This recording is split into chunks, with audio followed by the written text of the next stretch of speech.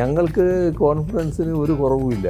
കാരണം ഞങ്ങളെപ്പോഴും ജനങ്ങളോടൊപ്പമാണ് നിന്നിട്ടുള്ളത്. ജനങ്ങൾ ഞങ്ങളോടൊപ്പം ഉണ്ടാകുമെന്ന് തന്നെയാണ് ഞങ്ങളെ ഉറച്ച വിശ്വാസം. രാഹുൽ ഗാന്ധിയെ പറ്റി പറയാതിരിക്കലാണ് നല്ലത്. കണ്ടാലും കൊണ്ടാലും പിടിക്കാത്ത ഒരു മനുഷ്യനാണ്. അതാണ് രാഹുൽ ഗാന്ധി. കഴിഞ്ഞ തവണ 99 സീറ്റായിരുന്നു ഉണ്ടായിരുന്നത്. അതിനേക്കാളും കൂടുതൽ സീറ്റ് നേടി ഇത്തവണ വിജയിക്കാനാണ് പോകുന്നത്. ജനങ്ങൾ അതിൻ്റെ കൂടെയാണ്. മിസ്റ്റർ പിണറായി ആദ്യമായി 50 വർഷത്തെ റെക്കോർഡ് തകർത്ത് വീണ്ടും തിരഞ്ഞെടുക്കപ്പെട്ടതിന് അഭിനന്ദനങ്ങൾ.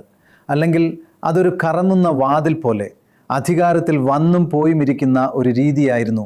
നിങ്ങൾ ആ 50 വർഷത്തെ റെക്കോർഡ് തകർത്തു.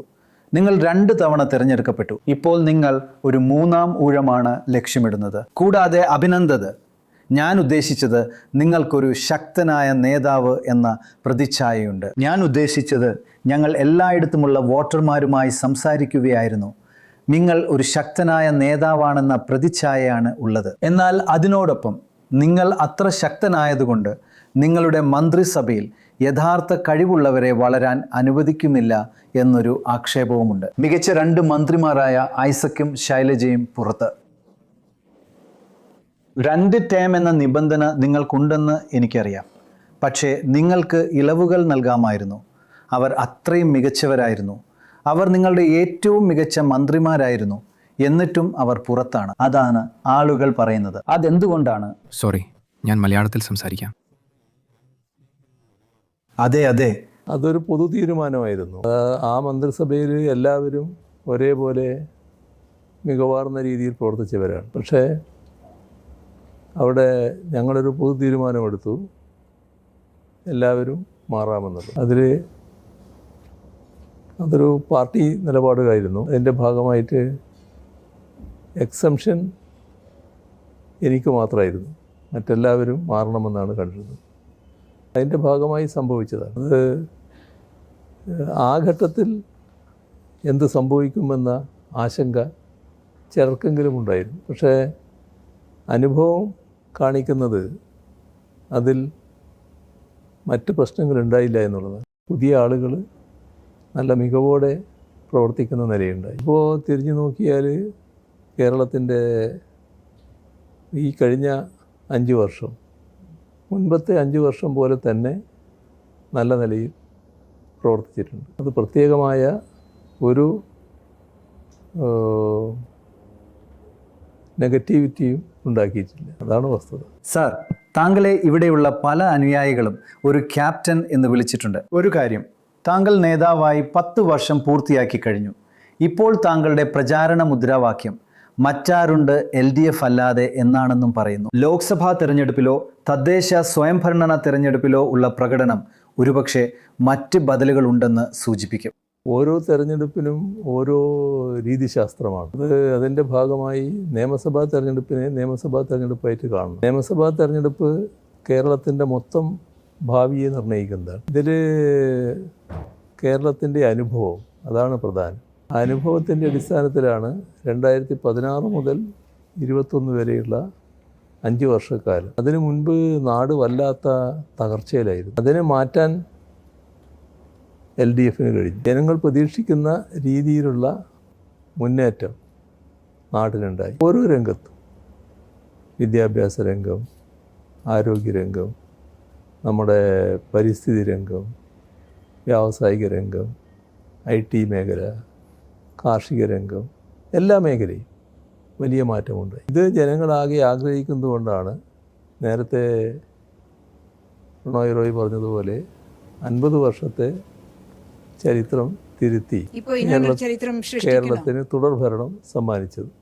നിങ്ങളിപ്പോൾ ഒരു ചരിത്രം കൂടി സൃഷ്ടിക്കുമെന്നാണോ പറയുന്നത്? അതല്ല, തുടർഭരണത്തിൻ്റെ ഭാഗമായി കേരളം വലിയ തോതിൽ അഭിവൃദ്ധിപ്പെടുകയാണ് ചെയ്തത്. ആ അഭിവൃദ്ധി കൂടി പറഞ്ഞാലേ നിങ്ങളുടെ ചോദ്യത്തിനുള്ള ഉത്തരം പൂർണ്ണമാകും. അതായത് തുടർഭരണത്തിൻ്റെ ഭാഗമായി ഞങ്ങൾക്ക് കേരളത്തെ അതിദാരിദ്ര്യമുക്തമാക്കാൻ കഴിയും. അത് ലോകത്ത് തന്നെ അപൂർവം രാഷ്ട്രങ്ങൾക്ക് മാത്രമേ കഴിഞ്ഞിട്ടുള്ളൂ. രാജ്യത്തൊരു സംസ്ഥാനത്തിനും അത്തരമൊരു കാര്യം ആലോചിക്കാൻ കഴിഞ്ഞിട്ടില്ല. ഞങ്ങൾ എല്ലാ രംഗത്തും വലിയ മികവ് നേടിയിരിക്കുന്നു. വ്യാവസായിക രംഗത്ത് ഇപ്പോൾ നിക്ഷേപ സൗഹൃദ കാര്യം, ease of doing business first റാങ്കിൽ നിൽക്കുകയാണ് കേരളം. തൊട്ടടുത്ത വർഷവും അതുണ്ടായി. ഉന്നത വിദ്യാഭ്യാസ മേഖല വലിയ തോതിൽ ശാക്തീകരിക്കും. അത് കേരളത്തിലെ യുവത ആഗ്രഹിക്കുന്ന കാര്യമാണ്. ഇതെല്ലാം കൊണ്ട് ലോകത്തിൻ്റെ വളർച്ചയ്ക്കനുസരിച്ച് ആധുനിക ലോകത്തിന് ചേരത്തക്ക രീതിയിലുള്ള ഒരു വികസിത സംസ്ഥാനമായി നമ്മുടെ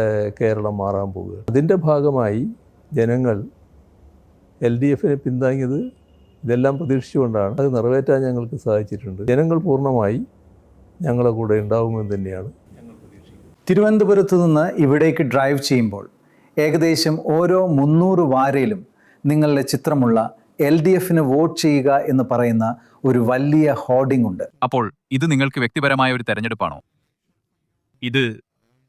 ഇതൊരു വ്യക്തിപരമായ പ്രചാരണമാണോ? LDFും താങ്കളും ഒന്നാണോ? ഈ തെരഞ്ഞെടുപ്പിനെ എങ്ങനെയാണ് താങ്കൾ കാണുന്നത്? LDF എപ്പോഴും കൂട്ടായ പ്രവർത്തനത്തിനാണ് മുൻതൂക്കം കൊടുക്കുന്നത്. LDF എന്ന് പറയുന്നത് തന്നെ ഒരു മുന്നണിയാണല്ലോ. വിവിധ രാഷ്ട്രീയ പാർട്ടികൾ ഉൾക്കൊള്ളുന്ന മുന്നണി. എല്ലാവരും ശരിയായ രീതിയിൽ ആശയവിനിമയം നടത്തുന്ന മുന്നണിയാണ്. അതിൽ ഒരു തരത്തിലുള്ള വൺ മാൻ ഷോ ഇല്ല. എല്ലാം കൂട്ടായി തീരുമാനിക്കുന്നത്. പക്ഷേ തെരഞ്ഞെടുപ്പിൻ്റെ പ്രചരണ രംഗം വരുമ്പോൾ LDFൻ്റെ വക്താവായി പ്രചരണ രംഗത്ത് തന്നെ അവതരിപ്പിക്കുന്നുണ്ടാകും. അത് മുഖ്യമന്ത്രി സ്ഥാനത്തിരിക്കുന്നു എന്നുള്ളത് കൊണ്ടാണ്. അത്രയും അതിന് കാണേണ്ടതുള്ളൂ. മറ്റു പ്രാധാന്യം അതിന് അധികം കാണേണ്ടതില്ല എന്നാണ് എനിക്ക് തോന്നുന്നത്. പക്ഷേ വിജയ്, എല്ലാ പോസ്റ്ററിലും താങ്കളുടെ വലിയ പുഞ്ചിരി ഉണ്ടല്ലോ. ഈ ആത്മവിശ്വാസം ഞങ്ങൾക്ക് കോൺഫിഡൻസിന് ഒരു കുറവുമില്ല. കാരണം ഞങ്ങൾ എപ്പോഴും ജനങ്ങളോടൊപ്പമാണ് നിന്നിട്ടുള്ളത്. ജനങ്ങൾ ഞങ്ങളോടൊപ്പം ഉണ്ടാകുമെന്ന് തന്നെയാണ് ഞങ്ങളെ ഉറച്ച വിശ്വാസം. തീർച്ചയായും അതാണ് ഞങ്ങളുടെ കരുത്ത്. പക്ഷെ ഒരു വസ്തുത കൂടിയുണ്ട് സർ. ഒരൊറ്റ കാര്യം അവിടെയില്ല. ഒരുപാട് വിമതരുണ്ടായിട്ടുണ്ട്. അത് മിസ്റ്റർ ആണെങ്കിലും G സുധാകരനോ PKSSY TKSSയോ അല്ലെങ്കിൽ നിങ്ങൾക്ക് TK ഗോവിന്ദനുണ്ട്. അതെല്ലാം ഇത് മിസ്റ്ററിനെ മാത്രം കുറിച്ചുള്ള ഒരു പാർട്ടിയാണെന്ന ധാരണയും ഉണ്ടാക്കുന്നു. പിണറായി വിജയൻ രണ്ടാമത്തെ കാര്യം രണ്ടാം നിര നേതൃത്വം കൂടിയാണ്. നിങ്ങൾ 10 വർഷമായി സംസ്ഥാനത്തെ നയിച്ചിട്ടുണ്ട്. ഇത് കാലത്തിൻ്റെ മാറ്റമനുസരിച്ച് വരുന്നൊരു കാര്യമാണ്. ഞങ്ങളുടെ ഇടയിൽ സാധാരണ ഈ പറയുന്ന തരത്തിലുള്ള വിമതർ ഉണ്ടാകാറില്ല. പക്ഷേ സ്ഥാനമോഹമാണ് എല്ലാത്തിൻ്റെയും അടിസ്ഥാനം. പാർലമെൻ്ററി വ്യാമോഹം വല്ലാത്ത അവസ്ഥയിൽ അവരെ എത്തിച്ചു എന്നുള്ളതാണ്. ഒന്നേ ഞാൻ പറയുന്നുള്ളൂ, ഈ പറയുന്ന ഒരു മണ്ഡലത്തിലും ഈ വിമതർ സ്ഥാനാർത്ഥിയായി എന്നുള്ളത് കൊണ്ട് ഞങ്ങൾക്ക് ഒരു പോറലും ഏൽക്കില്ല. ആ മണ്ഡലങ്ങളിലെല്ലാം നല്ല രീതിയിൽ LDF വിജയിച്ചു വരും. ഒരു പോറലും LDFന് ഏൽപ്പിക്കാൻ ഇവരുടെ സ്ഥാനാർത്ഥിത്വം കൊണ്ട് കഴിയില്ല. സർ, മുഖ്യമന്ത്രി എന്ന നിലയിലുള്ള താങ്കളുടെ രണ്ടാം ഊഴത്തിൽ തീരുമാനങ്ങൾ എടുക്കുന്ന പ്രക്രിയയിൽ താങ്കൾ പ്രത്യയശാസ്ത്രത്തിന് മുകളിൽ പ്രായോഗികതയ്ക്ക് ഊന്നൽ നൽകിയെന്ന് പരക്കെ വിശ്വസിക്കപ്പെടുന്നു. അത് ശബരിമല വിഷയമായാലും ചില മെഗാ ഇൻഫ്രാസ്ട്രക്ചർ പദ്ധതികളായാലും അല്ലെങ്കിൽ മുസ്ലിം സമുദായത്തെക്കുറിച്ച് പ്രകോപനപരമായ പരാമർശങ്ങൾ നടത്തിയ ഈഴവ സമുദായ നേതാവായ വെള്ളാപ്പള്ളി നടേശനുമായുള്ള താങ്കളുടെ തുടർച്ചയായ ഇടപെടലുകളായാലും ശരി. അപ്പോൾ ഇതിനോട് എങ്ങനെ പ്രതികരിക്കുന്നു?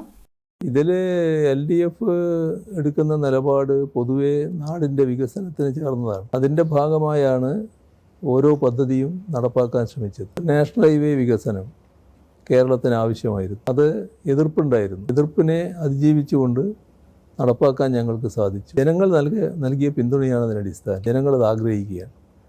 അതോടൊപ്പം തന്നെ ആ ഘട്ടത്തിൽ നടപ്പാക്കേണ്ട ഒന്നായിരുന്നു ഗെയിൽ പൈപ്പ് ലൈൻ. പക്ഷേ മുടങ്ങിക്കിടക്കുകയായിരുന്നു. ഞങ്ങൾ ജനങ്ങളുടെ ആഗ്രഹമനുസരിച്ച് നടപ്പാക്കാൻ ഒരുമ്പെട്ടു.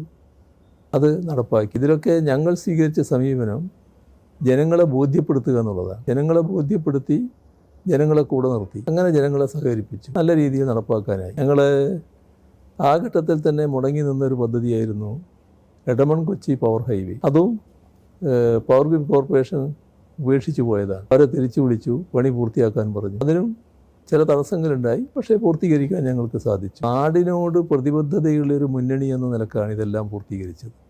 അതാണ് ഞങ്ങളുടെ ഒരു പ്രത്യേകത. ഇപ്പോൾ ഇൻഫ്രാസ്ട്രക്ചർ രീതി നോക്കിയാൽ ഇത് മാത്രമല്ല, നമ്മുടെ മലയോര ഹൈവേ, അതേപോലെ തന്നെ തീരദേശ ഹൈവേ 10,000 കോടി രൂപ സംസ്ഥാനം ചെലവിട്ടുകൊണ്ടാണ് ഇത് പൂർത്തീകരിക്കുന്നത്. കിഫ്ബിയിലൂടെയാണ് ആ പണം കണ്ടെത്തിയിട്ടുള്ളത്. കോവളം മുതൽ ബേക്കൽ വരെയുള്ള ജലപാതയുണ്ട്, 600 കിലോമീറ്റർ. ആ ജലപാത പൂർത്തിയാക്കാൻ ശ്രമം നടന്നുകൊണ്ടിരിക്കുകയാണ്. അത് പൂർത്തീകരിക്കുന്നതോടെ വലിയ തോതിലുള്ള മാറ്റം കേരളത്തിലെ ടൂറിസത്തിന് സംഭവിക്കും. കാരണം ടൂറിസ്റ്റുകൾക്ക് വലിയ ഹരമായി മാറും. അതുപോലെ തന്നെ ഞങ്ങൾ പൂർത്തിയാക്കിയൊരു പദ്ധതിയാണ് വിഴിഞ്ഞം. വിഴിഞ്ഞം എന്നത് കേരളത്തിൻ്റെ ഒരു പോർട്ടാണെങ്കിലും യഥാർത്ഥത്തിൽ ഇന്ത്യയുടെ പോർട്ടാണ്. ഇന്ത്യ രാജ്യത്തിലെ ഏറ്റവും വലിയ പോർട്ടായത് മാറിയിരിക്കുന്നു. ലോകത്തിലെ അപൂർവ പോർട്ടുകളിൽ ഒന്നായി വന്നിരിക്കുന്നു. അതേപോലെ തന്നെ വിമാനത്താവള വികസനം നല്ല ഇടപെടലാണ് ഞങ്ങൾ നടത്തിയത്. കണ്ണൂർ വിമാനത്താവളം യാഥാർത്ഥ്യമാക്കി. പക്ഷേ അതുമായി ബന്ധപ്പെട്ട് ചില തടസ്സങ്ങൾ കേന്ദ്ര ഗവൺമെൻറ് നയം കൊണ്ടുണ്ടായിട്ടുണ്ട്. അടുത്തൊരു വിമാനത്താവളം ശബരിമലയിൽ സ്ഥാപിക്കാൻ വേണ്ടിയുള്ള നടപടികൾ സ്വീകരിച്ചു പോവുകയാണ്. ഇങ്ങനെയുള്ള പശ്ചാത്തല സൗകര്യ വികസനം നല്ല നിലയിൽ നടപ്പാക്കുന്നതിനാണ് ഞങ്ങൾ തയ്യാറായിട്ടുള്ളത്. അതോടൊപ്പം തന്നെ ശബരിമലയുടെ പ്രശ്നം കണ്ടാൽ ശബരിമലയുടെ പ്രശ്നത്തിൽ ഞങ്ങൾ പുതിയൊരു സമീപനം എടുത്തിട്ടില്ല. 2006 LDF ഗവൺമെൻറ് സ്വീകരിച്ചൊരു സമീപനമുണ്ട്. അത് ആചാര അനുഷ്ഠാന പ്രശ്നങ്ങളിൽ അതുമായി ബന്ധപ്പെട്ട് തീരുമാനങ്ങളിലേക്ക് എത്തുന്നതിന് മുൻപ് കോടതി നമ്മുടെ ഈ രംഗത്തെ വിദഗ്ധരുമായും പണ്ഡിതന്മാരുമായും അതോടൊപ്പം തന്നെ സാമൂഹ്യ പരിഷ്കർത്താക്കളുമായും ചർച്ച ചെയ്യണം. ഇതായിരുന്നു അന്ന് സ്വീകരിച്ച നിലപാട്. അതേ കാര്യമാണ് ഞങ്ങളിപ്പോൾ പറഞ്ഞിട്ടുള്ളത്. സുപ്രീം കോടതി ചോദിച്ച ചോദ്യത്തിനുള്ള ഉത്തരം മാത്രമാണ് ഇപ്പോൾ പറഞ്ഞത്. ബാക്കി കാര്യങ്ങൾ സുപ്രീം കോടതി ചോദിക്കുമ്പോൾ പറയുക എന്നുള്ളതാണ്. വെള്ളാപ്പള്ളി നടേശൻ ഒരു സാമുദായിക നേതാവാണ്. SNDP എന്ന നമ്മുടെ കേരളത്തിലെ ഏറ്റവും നവോത്ഥാന പ്രസ്ഥാനത്തിൻ്റെ ചരിത്രമുള്ളൊരു സംഘടനയുടെ നേതാവാണ്. അദ്ദേഹത്തിൻ്റെ ചില വിമർശനങ്ങൾ വിവാദമായി വന്നിട്ടുണ്ട്. പക്ഷേ അതുമായി ബന്ധപ്പെട്ട് അദ്ദേഹം നൽകിയ വിശദീകരണമുണ്ട്. ആ വിശദീകരണം ഞാൻ വിമർശിച്ചത് മുസ്ലിങ്ങളെയല്ല, മുസ്ലിങ്ങളും ഞങ്ങളും, അതായത് അദ്ദേഹം പ്രതിനിധാനം ചെയ്യുന്ന പിന്നോക്ക വിഭാഗം, ഞങ്ങളും ചേർന്നുകൊണ്ടുള്ള വലിയ യോജിച്ച പ്രക്ഷോഭങ്ങൾ ഇവിടെ നടന്നിട്ടുണ്ട്. എനിക്കൊരു കാലത്തും മുസ്ലിമിനോട് പ്രതിപത്തിയില്ല. ഞാൻ മുസ്ലിം ലീഗിനെയാണ് വിമർശിച്ചത്. മുസ്ലിം ലീഗ് ചെയ്ത കാര്യങ്ങളെക്കുറിച്ചാണ് പറഞ്ഞത്. അത് മുസ്ലിമിനെതിരെയുള്ളതല്ല എന്നാണ് വെള്ളാപ്പള്ളി നടേശൻ നൽകിയ വിശദീകരണം. അപ്പം അങ്ങനെ ഒരു വിശദീകരണം കേട്ടാൽ മുസ്ലിം ലീഗിനെ നിങ്ങൾ വിമർശിച്ചു എന്തിനാണെന്ന് ചോദിക്കേണ്ട കാര്യം എനിക്കില്ല. അതുകൊണ്ട് ഞാനതിൽ ഇടപെട്ടില്ല. ഇതാണ് വസ്തുത. ഈ കേരള തിരഞ്ഞെടുപ്പുകളിലെ വളരെ രസകരവും അസാധാരണവുമായ രണ്ട് കാര്യങ്ങൾ, ഒന്ന് വോട്ടർമാരാണ്, മറ്റൊന്ന് രാഷ്ട്രീയമാണ്. വോട്ടർമാരിൽ ഏതാണ്ട് പകുതി ഹിന്ദുക്കളും പകുതി ന്യൂനപക്ഷങ്ങളുമാണ്. 45% ഹിന്ദുക്കളും 45% മുസ്ലിങ്ങളും ക്രിസ്ത്യാനികളും 55% ഹിന്ദുക്കളും. ഇപ്പോൾ മുസ്ലിങ്ങളുടെയും ക്രിസ്ത്യാനികളുടെയും കാര്യത്തിൽ ഞങ്ങളുടെ എല്ലാ ഡാറ്റയും കാണിക്കുന്നത് UDFന് LDFൻ്റെ ഇരട്ടി വോട്ടുകളുണ്ട് എന്നാണ്. മുസ്ലിങ്ങളും ക്രിസ്ത്യാനികളും UDFനാണ് വോട്ട് ചെയ്യുന്നത്. നിങ്ങളുടെ പ്രധാന പിന്തുണ വരുന്നത് ഹിന്ദുക്കളിൽ നിന്നാണ്. ഇപ്പോൾ BJP നിങ്ങളുടെ ഹിന്ദുക്കളെ നേടാൻ ശ്രമിക്കുകയാണ്. വാസ്തവത്തിൽ അവർക്ക് ഇതിനകം തന്നെ സവർണരെ ലഭിച്ചു കഴിഞ്ഞു. അതാണ് ഞങ്ങൾ കണ്ടെത്തിയത്. LDFൽ നിന്ന് BJPയിലേക്ക് ഹിന്ദുക്കളിലെ സവർണരുടെ ഒരു വലിയ മാറ്റം. അപ്പോൾ ഈ തെരഞ്ഞെടുപ്പിൽ ആരാണ് നിങ്ങളുടെ പ്രധാന ലക്ഷ്യം? BJPയോ UDFോ? കാരണം BJP നിങ്ങളുടെ പ്രധാന അടിത്തറയായ ഹിന്ദു അടിത്തറയെ ചോർത്തുകയാണ്. ഇത് വളരെ പ്രധാനപ്പെട്ട ഒരു ചോദ്യമാണ്. ഞങ്ങളുടെ കേരളത്തിൽ ഞങ്ങളുടെ ജനപിന്തുണയെ പറ്റിയാണ് അങ്ങ് പറഞ്ഞത്. അതിൽ ആദ്യഘട്ടത്തിൽ ഈ പറഞ്ഞ കാര്യം ശരിയാണ്. ഞങ്ങൾ ഏറ്റവും കൂടുതൽ ഹിന്ദു വിഭാഗത്തിലുള്ള പിന്തുണയായിരുന്നു ആദ്യഘട്ടത്തിലുണ്ടായിരുന്നു. ന്യൂനപക്ഷ വിഭാഗങ്ങളിൽ ഞങ്ങളെക്കുറിച്ച് ചില തെറ്റിദ്ധാരണകളുണ്ടായിരുന്നു. അതിൻ്റെ ഭാഗമായിട്ട് ഞങ്ങളെ അല്പം അകറ്റി നിർത്തിയിരുന്നു ആ കാലത്ത്. എന്നാൽ നാടിൻ്റെ അനുഭവം, രാജ്യത്തിൻ്റെ അനുഭവം എല്ലാം ന്യൂനപക്ഷങ്ങളെ മാറി ചിന്തിപ്പിച്ചു.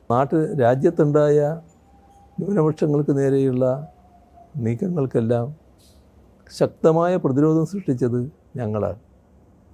മാത്രമല്ല, ന്യൂനപക്ഷങ്ങൾക്ക് നേരെ വർഗീയ ആക്രമണങ്ങൾ നടക്കുമ്പോൾ ആ വർഗീയ ആക്രമണങ്ങളെ പ്രതിരോധിക്കാൻ, ആ വർഗീയ സംഘടനകളെ പ്രതിരോധിക്കാൻ ജീവൻ കൊടുത്തത് ഞങ്ങളുടെ സഖാക്കളാണ്. അപ്പോൾ അവരിതെല്ലാം കാണുകയാണ്. ജീവൻ കൊടുക്കുന്നത് ഇവർ, കേസിൽപ്പെടുന്നത് ഇവർ, ജയിലിലടക്കപ്പെടുന്നത് ഇവർ, മറ്റു തരത്തിലുള്ള വിഷമങ്ങൾ സഹിക്കുന്നത് ഇവർ. പിന്നെ എന്തിനാണ് ഞങ്ങൾ ഇവരുമായിട്ട് അകന്നു നിൽക്കുന്നത് എന്നൊരു ചിന്ത അവരിൽ സ്വാഭാവികമായിട്ടുണ്ടായി. അതോടൊപ്പം രാജ്യത്താകെ ഉയർന്നു വന്ന പ്രശ്നം, ആ ഘട്ടത്തിൽ ഇന്ത്യ രാജ്യത്ത് CPIM-ഉം ഇടതുപക്ഷവും സ്വീകരിച്ച നിലപാട്, അതും ന്യൂനപക്ഷങ്ങളെ വലിയ തോതിൽ ചിന്തിപ്പിക്കുന്നതിനിടയാക്കി. ഇതിൻ്റെയൊക്കെ ഭാഗമായി നല്ല മാറ്റം ഞങ്ങൾക്ക് അനുകൂലമായി വന്നു.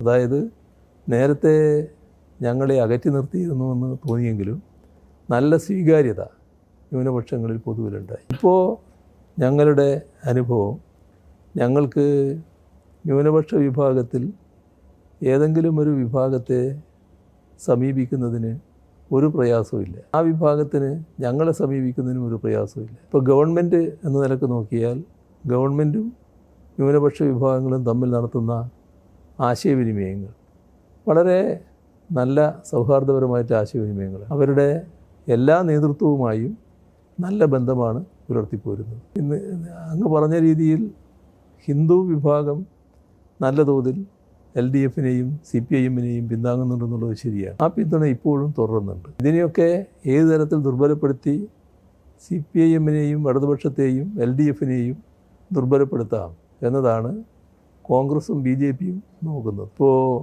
BJP രാജ്യത്ത് തന്നെ ഏറ്റവും വലിയ ശത്രുവായി കണ്ടിട്ടുള്ളത് കമ്മ്യൂണിസ്റ്റുകാരെയാണ്. ആഭ്യന്തര ശത്രുക്കളായി അവർ കണ്ടത് 3 പേരെയാണ്. ഒന്ന് മുസ്ലിം, ക്രിസ്ത്യൻ, കമ്മ്യൂണിസ്റ്റുകാർ. ഇതാണ് അവരുടെ ആഭ്യന്തര ശത്രുക്കളായി പ്രഖ്യാപിച്ചിട്ടുള്ളത്. അതുകൊണ്ടാണ് നരേന്ദ്രമോദി തന്നെ ത്രിപുരയിലെ തെരഞ്ഞെടുപ്പ് വിജയത്തിന് ശേഷം ഇത് പ്രത്യയശാസ്ത്രപരമായ വിജയമാണെന്ന് പറഞ്ഞു. അപ്പോൾ അവർ ഞങ്ങളെ കാണുന്നത് ഏറ്റവും പ്രധാന ശത്രുവായിട്ട് തന്നെയാണ്. ഞങ്ങൾക്ക് വർഗീയതയുമായി ഒരു വിട്ടുവീഴ്ചയും ചെയ്യാൻ പറ്റില്ല. നല്ല വിട്ടുവീഴ്ചയില്ലാത്ത സമീപനം തന്നെയാണ് വർഗീയതയോട് ഞങ്ങൾ സ്വീകരിക്കുന്നത്. BJP എന്ന രാഷ്ട്രീയ പാർട്ടി RSSനാൽ നയിക്കുന്ന പാർട്ടിയാണ്. RSS കടുത്ത വർഗീയ നിലപാട് സ്വീകരിച്ചു പോകുന്നതാണ് എന്ന് എല്ലാവർക്കും അറിയാം. എല്ലാ കാലത്തും ഞങ്ങൾ വിട്ടുവീഴ്ചയില്ലാതെ വർഗീയതക്കെതിരെ നിലപാട് സ്വീകരിച്ചിട്ടുണ്ട്.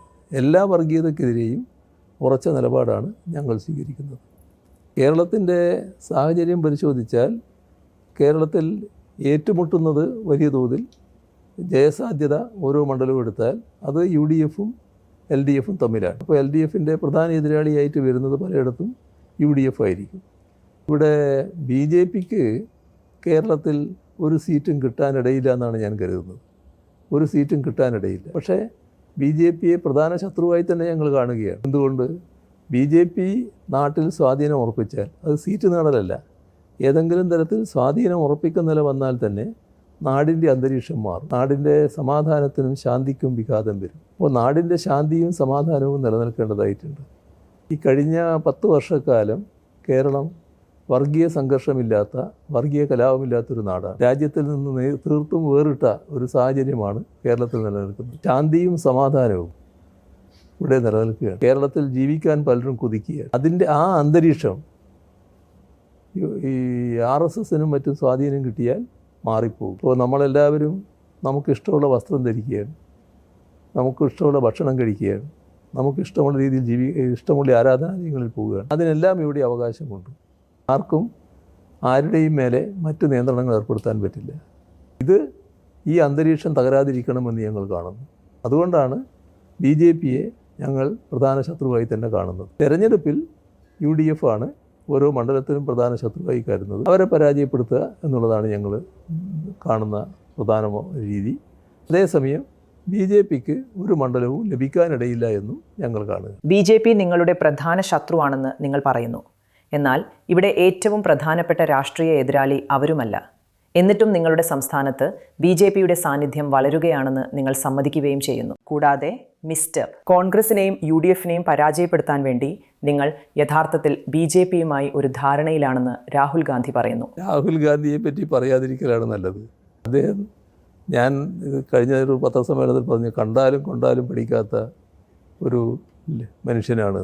അതാണ് രാഹുൽ ഗാന്ധി. കാരണം രാഹുൽ ഗാന്ധി അതേപോലെ തന്നെ കോൺഗ്രസ് നേതൃത്വം BJPയുടെ B ടീമായിട്ടാണ് പ്രവർത്തിക്കുന്നത്. എന്തുകൊണ്ടാണ് അങ്ങനെ പറയുന്നത്? രാഹുൽ ഗാന്ധിയും കോൺഗ്രസും ഡൽഹിയിൽ കാണിച്ചത് പരിശോധിച്ചാൽ മതി. വടക്കേ ഇന്ത്യയിൽ ഡൽഹി ആയിരുന്നല്ലോ ഒരു BJP മുക്തമായിട്ട് നിൽക്കുന്ന ഒരു ഇടം. അവിടെ BJPക്ക് സൗകര്യങ്ങൾ ഉണ്ടാക്കാനും BJPക്ക് ജയിച്ചു വരാനുമുള്ള സൗകര്യങ്ങൾ ഒരുക്കി കൊടുത്തത് രാഹുൽ ഗാന്ധിയും കോൺഗ്രസുമാണല്ലോ. കെജ്രിവാളിനെതിരെ ശക്തമായ നീക്കം. കെജ്രിവാളിൻ്റെ മന്ത്രിസഭയിലെ അംഗത്തെ അറസ്റ്റ് ചെയ്തപ്പോൾ എന്തുകൊണ്ടാണ് കെജ്രിവാളിനെ അറസ്റ്റ് ചെയ്യാത്തതെന്ന് ചോദിച്ചവരാണ് അവർ, കോൺഗ്രസ്. കെജ്രിവാളിനെ അറസ്റ്റ് ചെയ്തപ്പോൾ കൈയടിക്കുകയും പടക്കം പൊട്ടിക്കുകയും ചെയ്തവരാണ് കോൺഗ്രസ്.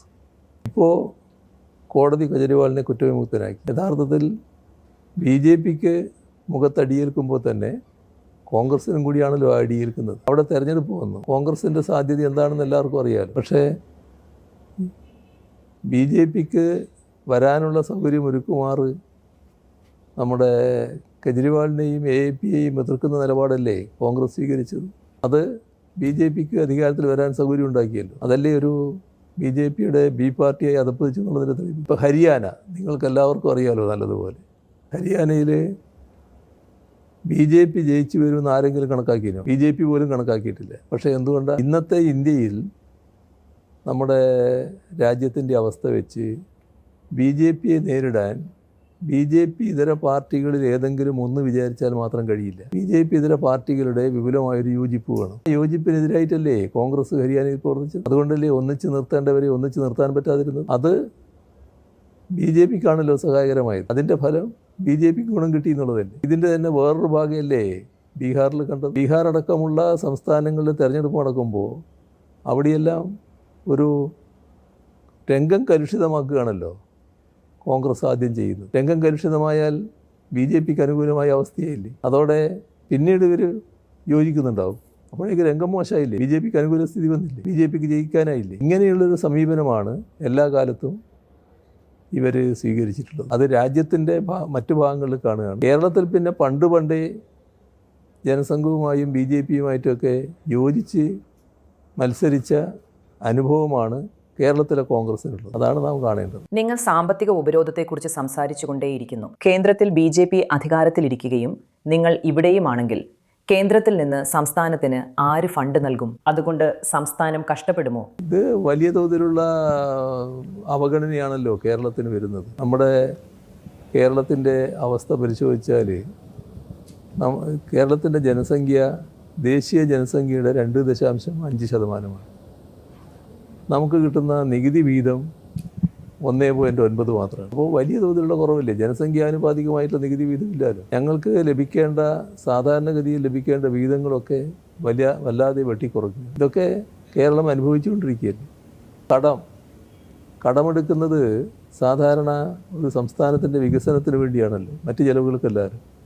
വികസന മൂലധന ചെലവിനാണല്ലോ പണം ചെലവഴിക്കുന്നത്. ആ കടത്തിൽ 90%-ലധികം വികസന മൂലധന ചെലവിനാണ് ഉപയോഗിച്ചിട്ടുള്ളത്. അങ്ങനെയുള്ള കടം അർഹതപ്പെട്ടത് എടുക്കാൻ അനുവദിക്കുന്നില്ല. അതിൽ വെട്ടിക്കുറവ് വരുത്തുക, ഒരുതരം ഉപരോധം സാമ്പത്തിക രംഗത്ത്. ആ കാര്യത്തിൽ ഞങ്ങൾ നിരവധി തവണ നിവേദനം കൊടുത്തു, ഒരു ഫലവുമില്ല. പ്രക്ഷോഭത്തിലേക്ക് നീങ്ങി, ഫലമില്ല. അവസാനം സുപ്രീം കോടതിയെ സമീപിച്ചു. സുപ്രീം കോടതി കേരളത്തിൻ്റെ വാദത്തിൽ കഴമ്പുണ്ടെന്ന് കണ്ടു. അങ്ങനെയാണ് ഭരണഘടനാ ബെഞ്ചിന് ആ പ്രശ്നം വിട്ടത്. ഇപ്പോൾ ഭരണഘടനാ ബെഞ്ചിൻ്റെ പരിശോധനയിൽ കിടക്കുക. ഇതാണ് ഞങ്ങളുടെ അനുഭവം. കേരളത്തിന് ഫെഡറൽ തത്വങ്ങൾ ലംഘിച്ചുകൊണ്ടുള്ള ഇടപെടലാണ് കേന്ദ്ര ഗവൺമെൻറ്റിൻ്റെ ഭാഗത്തുനിന്ന് ഉണ്ടാകുന്നത്. നിങ്ങളുടെ സർക്കാരും പാർട്ടിയും ദാരിദ്ര്യത്തിൽ നിന്ന് ജനങ്ങളെ കരകയറ്റുന്നതിനും നല്ല ആരോഗ്യ സേവനങ്ങൾ നൽകുന്നതിനും മറ്റ് സാമൂഹിക സേവനങ്ങൾ, സുരക്ഷ മുതലായവയ്ക്കും പേരുകേട്ടതാണ്. എന്നാൽ ഈ സംസ്ഥാനത്തെ വളർച്ചാ നിരക്ക് തെക്കുള്ള മറ്റെല്ലാ സംസ്ഥാനങ്ങളെക്കാളും താഴെയാണ്. യുവജനങ്ങളുടെ തൊഴിലില്ലായ്മ 40%. യുവാക്കളെ നിങ്ങളുടെ പാർട്ടിയിൽ നിലനിർത്താനും പാർട്ടിയെ പിന്തുണയ്ക്കാനും നിങ്ങൾ വേണ്ടത്ര ചെയ്തിട്ടുണ്ടെന്ന് കരുതുന്നുണ്ടോ? കൂടാതെ ഈ സംസ്ഥാനത്തെ പുരോഗതിയുടെ പാതയിൽ നിലനിർത്താൻ സാമ്പത്തികമായി വേണ്ടത്ര ചെയ്തിട്ടുണ്ടെന്നും നിങ്ങൾക്ക് തോന്നുന്നുണ്ടോ? ഞങ്ങളുടെ ആഭ്യന്തര ഉൽപ്പാദനം നല്ല രീതിയിൽ മെച്ചപ്പെട്ടിരിക്കുകയാണ്. ആ മെച്ചപ്പെട്ടതിൻ്റെ കണക്കുകൾ ഇപ്പോൾ എൻ്റെ കയ്യിലില്ല എന്ന് മാത്രമേ ഉള്ളൂ. അത് ഞാൻ നിങ്ങൾക്ക് നൽകാൻ പറ്റുമായിരുന്നു. യഥാർത്ഥത്തിൽ നല്ല തോതിൽ വികസിച്ചു വരുന്ന ആഭ്യന്തര ഉൽപ്പാദനമാണുള്ളത്. ഞങ്ങളുടെ തനത് നികുതി വരുമാനവും നികുതിയേതര വരുമാനവും വർദ്ധിച്ചതുകൊണ്ടാണ് ഇത്തരത്തിലുള്ള ഒരുപാട് തടസ്സങ്ങൾ, ഉപരോധങ്ങൾ ഉണ്ടായിട്ടും ഞങ്ങൾക്ക് പിടിച്ചു നിൽക്കാൻ കഴിഞ്ഞത്. യഥാർത്ഥത്തിൽ കേന്ദ്രത്തിൻ്റെ സഹായം കൃത്യമായിട്ട് ലഭിച്ചിരുന്നുവെങ്കിൽ കേരളത്തിനൊരു സാമ്പത്തിക പ്രശ്നം ഉണ്ടാവില്ല. അത്ര നല്ല രീതിയിൽ ഇപ്പോൾ പുരോഗതി പ്രാപിച്ചിട്ടുണ്ട്. നമ്മൾ ഒരു കണക്കുകൾ പരിശോധിച്ചാൽ 2011-16 UDF ഗവൺമെൻറ്റിൻ്റെ കാലം. 2011 നിന്ന് 16 വരുമ്പോൾ 2 ലക്ഷം കോടിയുടെ വർധനവായിരുന്നു ഉണ്ടായത്. അത് 21 ആയപ്പോൾ 16-21 എന്ന് പറയുന്നത് LDF കാലമാണ്. പക്ഷേ ഞങ്ങൾക്ക് നേരിടേണ്ടി വന്ന ദുരന്തം വളരെ കൂടുതലായിരുന്നല്ലോ. ഇവിടെ നൂറ്റാണ്ടിലെ മഹാപ്രളയം, അതിനുശേഷമുണ്ടായ അതിരൂക്ഷമായ കാലവർഷക്കെടുതി, പിന്നെ ലോകത്താകെ ഉണ്ടായ കോവിഡിൻ്റെ ഫലം, ഇതിനെല്ലാം മുമ്പുണ്ടായ ഓഖിയും നിപ്പയും, ഇതെല്ലാം കേരളത്തെ വലിയ തോതിൽ പ്രതികൂലമായി ബാധിച്ച ഘടകങ്ങളാണ്. എന്നിട്ടും 2 ലക്ഷം കോടി വർധനവ് ഞങ്ങൾക്ക് ആ ഘട്ടത്തിലുണ്ടായി. പക്ഷേ 21 നിന്ന് 26 ഈ സാധാരണ കാണുന്ന ആ 2 ലക്ഷമല്ല, ഞങ്ങളിപ്പോൾ ഒരു 7 ലക്ഷം കോടിയുടെ വർധനവുണ്ടാക്കിയിരിക്കുക. ആ തരത്തിലുള്ള മികവ് ഞങ്ങളുടെ ഈ കാര്യത്തിൽ കാണാൻ കഴിയുമെന്നുള്ളതാണ് വസ്തുത. നിങ്ങളുടെ പാർട്ടിയോ LDFോ ഭൂരിപക്ഷം നേടുമെന്ന് നിങ്ങൾ തീർച്ചയായും പറയും. പക്ഷേ LDFനും UDFനും ഏകദേശം ഒരേ എണ്ണം വോട്ടുകൾ ലഭിക്കുന്ന ഒരു സാഹചര്യത്തിൽ എന്ത് സംഭവിക്കും? അല്ല, ക്ഷമിക്കണം, സീറ്റുകൾ സർക്കാർ രൂപീകരിക്കാൻ തികയാതെയും വന്നാൽ? അങ്ങനെയൊന്നും ഒരു സാധ്യതയെ വരുന്നില്ല. ഞങ്ങൾ ഇത്തവണ കഴിഞ്ഞ തവണത്തതിനേക്കാളും കൂടുതൽ സീറ്റ് നേടി ജയിക്കാൻ പോവുകയാണ്. ഒരാശങ്കയും നിങ്ങൾക്കാർക്കും വേണ്ടതില്ല. കേരളം മാറി വന്ന് നിൽക്കുകയാണ്, നല്ല രീതിയിൽ പുരോഗതി പ്രാപിച്ചിരിക്കുകയാണ്. ഈ പുരോഗതി ഇനിയും വേണം എന്നാണ് ജനങ്ങളാകെ ആഗ്രഹിക്കുന്നത്, നാട് ആഗ്രഹിക്കുന്നത്. അതുകൊണ്ട് തന്നെ കഴിഞ്ഞ തവണ 99 സീറ്റായിരുന്നു ഉണ്ടായിരുന്നത്. അതിനേക്കാളും കൂടുതൽ സീറ്റ് നേടി ഇത്തവണ വിജയിക്കാനാണ് പോകുന്നത്. ജനങ്ങൾ അതിൻ്റെ കൂടെയാണ്. അവസാനത്തെ ചോദ്യം. കേരളത്തിൽ 50% ന്യൂനപക്ഷങ്ങൾ, ഏകദേശം 50-46% ന്യൂനപക്ഷങ്ങളാണെങ്കിലും ഇപ്പോഴും ഇത് ഏറ്റവും സമാധാനപരമായ സഹവർത്തിത്വമുള്ള സംസ്ഥാനങ്ങളിലൊന്നാണ്. ക്രിസ്ത്യാനികളും മുസ്ലിങ്ങളും ഹിന്ദുക്കളും അടക്കം എല്ലാവരും സമാധാനപരമായി ജീവിക്കുകയും ഇടപഴകുകയും ചെയ്യുന്ന രീതിക്ക് ഞങ്ങൾ കേരളത്തെ അഭിനന്ദിക്കുന്നു. ഇത് ഇന്ത്യയിലെ ഏറ്റവും മതേതര സംസ്ഥാനങ്ങളിൽ ഒന്നാണ്. യഥാർത്ഥ മതേതരത്വത്തിൻ്റെ ഒരു ഉദാഹരണം. BJP പറയുന്നതിനെക്കുറിച്ച് മുസ്ലിങ്ങൾ അല്പം ആശങ്കയിലായതുകൊണ്ട് അതിപ്പോൾ അപകടത്തിലാണോ? ക്രിസ്ത്യാനികൾക്ക് മുസ്ലിങ്ങളെക്കുറിച്ച് ചെറിയ ആശങ്കയുണ്ട്. ഏകദേശം 50-50 അനുപാതത്തിലുള്ള ഒരു സമൂഹത്തിൽ സമാധാനപരമായ സഹവർത്തിത്വത്തിൻ്റെ ഈ അത്ഭുതകരമായ മാതൃക നിങ്ങൾ എങ്ങനെയാണ് നിലനിർത്താൻ പോകുന്നത്? ഹിന്ദുക്കൾ 54%, മുസ്ലിങ്ങളും ക്രിസ്ത്യാനികളും 46%. പക്ഷേ സമാധാനപരം ഇത് ഇപ്പോൾ ഭീഷണിയിലാണോ? കേരളത്തിലേക്ക് നിഷേധാത്മകതയും അക്രമവും കടന്നു വരാൻ എന്തെങ്കിലും അപകടമുണ്ടോ? കേരളത്തിൽ ഭൂരിപക്ഷ ന്യൂനപക്ഷ വിഭാഗങ്ങളിൽ മഹാഭൂരിപക്ഷം മതനിരപേക്ഷ ചിന്താഗതിക്കാരാണ്. ഇവിടെ വർഗീയതയ്ക്ക് ചെറിയ സ്വാധീനം മാത്രമേ ഉള്ളൂ. വർഗീയ ശക്തികൾ ഈ പറയുന്ന പലതും ആഗ്രഹിക്കുന്നുണ്ടാവും. പക്ഷേ നാടിൻ്റെ സ്വൈര്യവും സമാധാനവും അതേ രീതിയിൽ നിലനിൽക്കണമെന്നാണ് എല്ലാവരും ആഗ്രഹിക്കുന്നത്. ഇപ്പോൾ നമ്മുടെ കേരളത്തിൻ്റെ അനുഭവം എടുത്താൽ ജാതിഭേദവും മതദ്വേഷവും ഇല്ലാതെ എല്ലാവരും സോദരന്മാരായി കഴിയാണ്. എല്ലാവരും ബ്രദേഴ്സ് ആൻഡ് സിസ്റ്റേഴ്സാണ്. ആ തരത്തിലാണ് ഇവിടെ കാര്യങ്ങൾ നീങ്ങുന്നത്. പിന്നെ ഏത് കാര്യം എടുത്താലും അതിലെല്ലാം പരസ്പര സഹകരണം കാണും. ഇപ്പോൾ ഈ ഓണാഘോഷം മുസ്ലിമും ക്രിസ്ത്യനും ആ ഓണാഘോഷത്തിൽ പങ്കുചേരും. ഇപ്പോൾ ചെറിയ പെരുന്നാൾ കഴിഞ്ഞ ദിവസം കഴിഞ്ഞു, അതിൽ കേരളത്തിലെ മറ്റ് മതസ്ഥരും അതിൽ പങ്കുചേരും. അതൊരു മുസ്ലിമിൻ്റെ മാത്രമായിട്ട് ഒരാഘോഷമായിട്ടല്ല, പല വീടുകളിലും ആ ദിനം പെരുന്നാളിൻ്റെ ചെറിയ ഭാഗമായിട്ട് ആചരിക്കുന്ന നിലയുണ്ടാകും. ക്രിസ്മസ് വരുന്നു, ഈസ്റ്റർ വരുന്നു, ആ ഘട്ടത്തിൽ അതിൻ്റെ എല്ലാം ഭാഗമായി എല്ലാവരും പങ്കുചേരുന്ന നിലയാണ് ഉണ്ടാകുക. നമ്മുടെ മറ്റ് ആഘോഷ പരിപാടികൾ, ഒരു പ്രത്യേക മതവിഭാഗത്തിൻ്റെ ആഘോഷ പരിപാടിയിൽ, അത് ആരാധനാലയത്തിൻ്റെ പരിപാടി, ആ ആരാധനാലയത്തിൻ്റെ പരിപാടിയിൽ മറ്റ് മതവിഭാഗത്തിൽപ്പെട്ടവർ പങ്കെടുക്കുന്ന അവസ്ഥയുണ്ട്. അങ്ങനെ ഉദാത്തമായ മതസൗഹാർദ്ദ നിലയാണ് കേരളത്തിൽ നിലനിൽക്കുന്നത്. ഇത് അപകടപ്പെടുത്തണമെന്ന് ചിന്തിക്കുന്നവരുണ്ട്. പക്ഷേ അപകടപ്പെടുത്തൽ അത്ര എളുപ്പമല്ല. അത്ര രൂഢമൂലമാണ് മതനിരപേക്ഷതയുടെ കരുത്ത്. പിന്നെ ഇടതുപക്ഷത്തിൻ്റെ സ്വാധീനം, അതാണ് ഇതിനെല്ലാമുള്ള ഗ്യാരണ്ടി. ആ ഇടതുപക്ഷ കരുത്തിൻ്റെ ഭാഗമായിട്ടാണ് ഈ മതനിരപേക്ഷത ഇങ്ങനെ നിലകൊള്ളുന്നത്. ഏത് തരത്തിലുള്ള വർഗീയ നീക്കം വന്നാലും അത് എങ്ങനെയായാലും അതിനെ പ്രതിരോധിക്കാൻ ഇടതുപക്ഷം മുന്നിട്ട് നിൽക്കും. അവിടെയാണ് ഞാൻ നേരത്തെ പറഞ്ഞ ജീവൻ കൊടുത്തും അനേകം സഖാക്കൾ ജീവൻ കൊടുത്ത് പോരാടിയ മണ്ണാണിത്. അങ്ങനെയാണ് മതനിരപേക്ഷതയുടെ വിടനിലമായിട്ട് ഇത് മാറിയിട്ടുള്ളത്. അത് ഞങ്ങൾ കാത്തു സൂക്ഷിക്കുക തന്നെ ചെയ്യും. ഒരാശങ്കയും വേണ്ടതില്ല. വളരെ നന്ദി. ഇതിന് നന്ദി.